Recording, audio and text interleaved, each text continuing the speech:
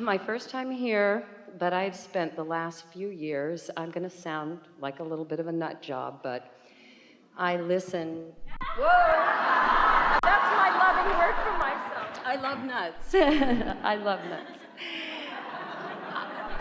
Almost every day, I listen to the words that come through Esther and Abraham, and it's been amazing. And I get in the vortex, and I feel it, and I know it, and I know so much of it is feeling our way. As a thinker, because you never get it done. No. You never get it done. Never get it done. Isn't that nice? More fun, more fun, more fun, more fun, more fun, more fun, more fun, more fun. More fun, more fun, more fun, more insight, more understanding, more awareness. Yeah, more. The mantra of the universe, more. And it's more. okay to want more, and I want more. It better be, because eternalness needs more. Without more, there is no eternity. Dun, dun, dun. So my question is this, and this came to me, and I have not actually heard this addressed in all of the things that I've been listening to, and it was kind of an incredible thing for me. I'm a very empathetic person. I feel a lot of things, and Are you all over the board with your vibration? Do you have empathy for all ranges of emotions? Because if you do, you might want to do something about that, because the way you feel does equal your point of attraction. I know. And that, yeah. I know, and that's my question. So there's two parts of this, but the first part is, so I work, and part of my co-creative experience has been that I've been able to become, through my own health, getting better, I've been able to help others. I'm a health and wellness and life coach. And so I get to spend time with people every day in that kind of an experience. And also, I'm a mother, and I have 3 grown children. And there's this part of me that's very feeling part, very empathetic part, and with that, I'm able to really relate. Well, let's use some other words. Let's call you aware. Let's call you a sifter. Let's call you observant. Let's call you really good at step 1. You're evaluating. And let's call you an active guidance system that lets you know whether in any moment what you're focused upon is helping you and them or not. But to say I am empathetic, that's like saying my guidance system is stuck here. Every time you use that word, you are either making an excuse for or locking yourself in to less than deliberate thought. In other words, you might say that Jesus, who was really good at helping people find wellness, you might say that he was empathetic with wellness even when they were dripping illness. So just tune your empathy to their greatest good and your own. Yes, and I do that most of the time. That's a big thing. Did you hear it? Tune your empathy. Don't just bumble in and let whatever the strongest vibration is rule you. Prepare yourself. Take what you take to the table deliberately. Get yourself tuned in and then go somewhere, and you won't pick up on the vibrations of others. But if you are limp and unfocused and you go in, then whatever is the strongest vibration in the room is going to sweep you in an empathetic way, maybe closer to your guidance system, like in this room, or maybe not closer to your guidance system. You want to be in control of what you're offering. And so this is a wonderful conversation to have, because what we're talking about is it's not what you find once you get into the room, it's the vibrational preparation you've done before you entered the room. So for example, if you've meditated, or if you've been basking, if you took a walk, if you've been making lists of positive aspects, if you've been appreciating so that you're tuned in, tapped in, turned on, when you walk into a room, there could be a lot going on in there that you wouldn't even sense, because they're on one vibrational frequency and you're on another. But if you blunder into the day, if you're worrying about what was going on yesterday, if you're complaining about this or that or the other, so you've tuned yourself there and you walk into a room, you're going to feel empathy for the lowest common denominator. Empathy is not a gift. It's a emotional response to vibration. And the question is, what have you done to prepare yourself? You are your highest vibration when you first wake up, because you've thought the fewest thoughts. There have been less resistant thoughts in your thinking, and so there's less resistance when you first wake up. And while you slept, any resistant momentum did slow down or subside altogether. And so when you first wake up, and then it's what you do next that matters the most.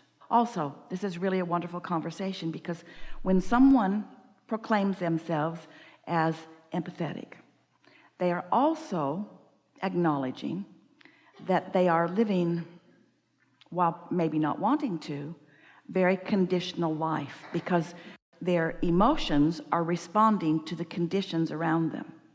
And since you can't control conditions around you, then you really don't have much control of the way you feel.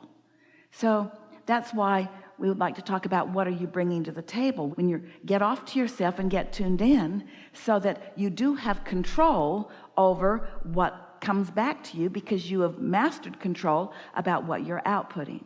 But someone who's living a sort of conditional life walks into a room, observes this and observes that and observes this and observes that, gets a mixed bag of vibration going, and then you can be empathetic to a whole lot of things that aren't your intention, that aren't in sync with your inner being, that don't feel good to you, that don't feel good to whoever it is you're coaching. In other words, who's coaching who? And someone who's empathetic is being coached by their environment.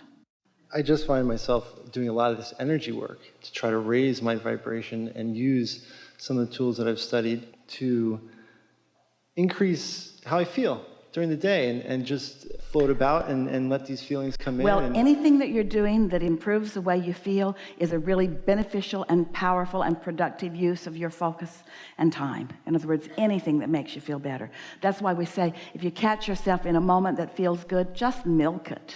Milk it, devour it, examine why it feels so good. Every now and again, if you find yourself in a place that just feels extra good, ask yourself, what's so good about this place? Is it the environment? Is it the carpet on the floor?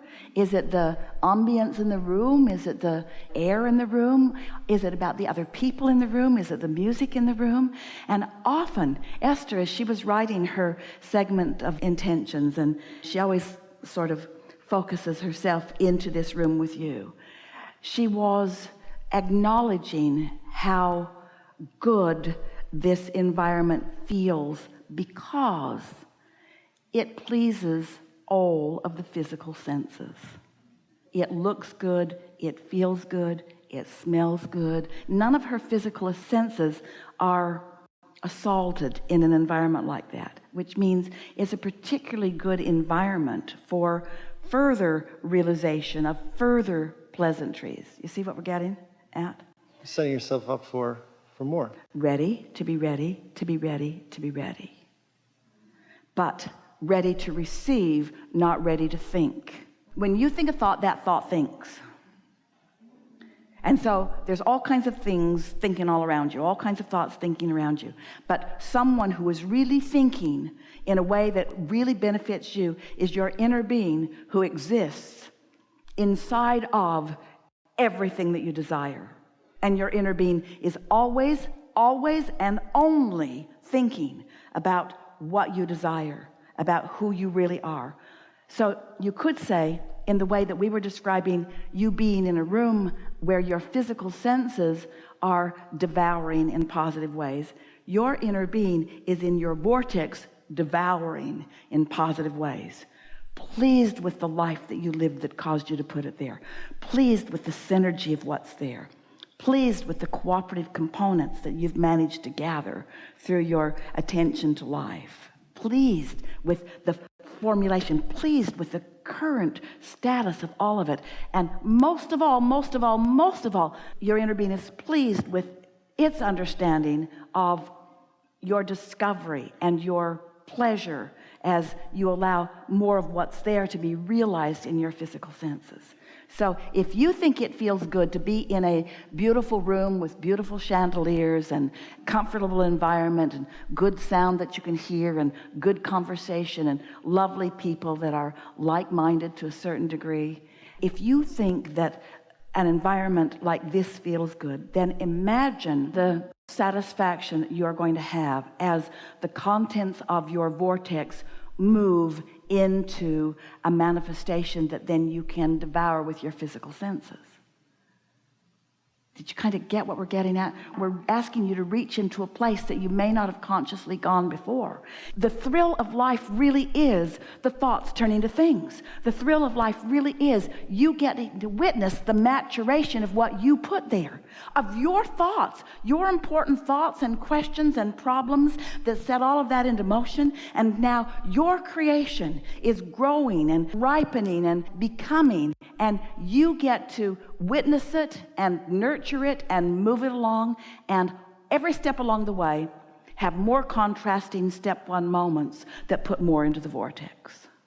So you got that, didn't you? You can feel the evolution of your vortex turning to things. You can feel the evolution of you being in the receiving mode and being more aware of more of that as it's in the state of becoming. And we know you caught the spirit that we were offering here of you getting to witness the manifestation, or the seeing, hearing, smelling, tasting, touching of all of this that you've set into motion. And now we want you to focus just for a moment, because it'll take you to a whole new rampaged level. We want you to focus on how, as you are allowing that to unfold, how within it sometimes even there is subtle contrast that causes you to ask for more, that keep it all coming. And that's why we say you never get it done and you can't get it wrong. And the reason that you can't get it wrong is because it's never done. So no matter where you stand, you're still asking for more. So let's be clear. You are never outside of a thinking moment. We're asking you not to think. We're asking you to receive. You are never outside of a thinking moment, because you can never stop being aware of and therefore be in some phase of human step one evaluation of where you are. So even though you're in the receiving mode, there's still some evaluation going on within it. That's the perfectly normal thing. Just don't get carried away with it. And you were a little carried away with it. You're just thinking a little too much, thinking too much, and receiving a little not as much as we would like you to do. Just keep it in balance. What that requires is accepting that you're not here to prove anything to anyone, accepting that there are no charts for you to fill, there are no ladders for you to climb, there's not something for you to overcome or something for you to undo. Your creator's out here on the leading edge of thought, and it all starts right here and now with you. And so the sooner you stop trying to explain where you've been and how you got here, and you start acknowledging where you are and start enjoying what's coming from this, then the sooner you will be the empowered being that you were born to be. Nobody's asking for your apologies or for your justification about why you're here. Everyone's rooting for the success. And all of us know what's in your vortex so far, but what's in your vortex is not finished. You're going to put more in right in the midst of your receiving mode. You will still put more in. It's like building a new house because there are not enough closets. And so you really put a lot of emphasis on the closet. And you talk to the closet designers, and you really, you build a house with the most magnificent closets, but your kitchen is lacking so many things. And you didn't know it until you got in the house, and now you're working on your kitchen a little bit, you see? And so you're never going to stop finding something that can be improved, because that is the nature of the eternal beings that we all are. It is our wish that you all will let the pleasure of expansion be your dominant intention. You're born into this environment with 3 powerful intentions in your knowing heart. In other words, you knew these things when you decided to come into this body. Your intentions were equally balanced and equal in their importance. They are the intentions of acknowledging your freedom, acknowledging it, because freedom is. You're so free you can choose bondage. Your intention was to acknowledge your freedom and to seek your joy and to witness your expansion. That's what you said. I'm going to acknowledge my freedom, and I'm going to seek my joy, and I will witness my expansion. Now, your expansion is inevitable. You can't stop it. But to witness it, that's the best. And it turns out that's where the joy is. The joy is in witnessing your own expansion, you see. Because it's not fun to fulfill somebody else's intention for you. When your mother said do it, that was no fun. You just did it because it was less painful to do it than to not do it. But your true joy is when the vortex calls out to you, and you're in a position where you hear it, and then you follow the thread of that calling right into the joyful life that your inner being knows that you deserve.